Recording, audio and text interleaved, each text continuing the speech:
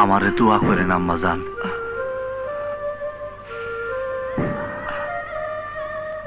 আমারে দোয়া করেন আম্মাজান।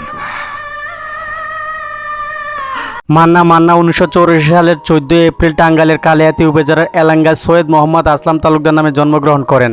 পিতা নুরুল ইসলাম তালুকদার ও মাতা হাসিনা ইসলাম। মান্নার প্রথম ছবির নাম হচ্ছে পাগলি। পাগলি সিনেমাটি 1986 সালে মুক্তিপ্রাপ্ত কাজী পরিচালিত বাংলাদেশি চলচ্চিত্র।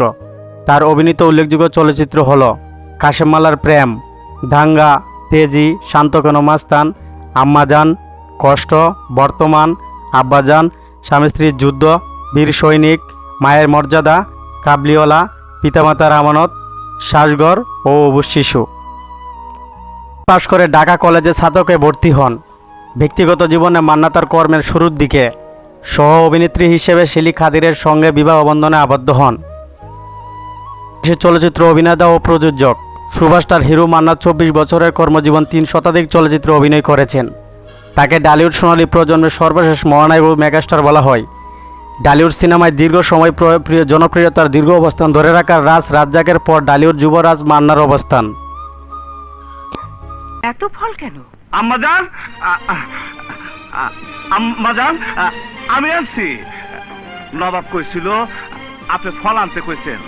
জিজ্ঞেস করলাম কি ফল, ও কইতে পারে নাই। সেই জন্য দোকানে যত ফল ছিল আমি সব নিয়ে আইছি। আপনারে বাড়ি থেকে বাইরে করে দিয়েছিল। একদিন আমরা রাস্তায় ছিলাম, আপনার খুব কষ্ট হয়েছিল, আমরা না খাইছিলাম আম্মাজান। সেই জন্য এই ফল আমি আনছি আম্মাজান। খাবো খাবো আমি।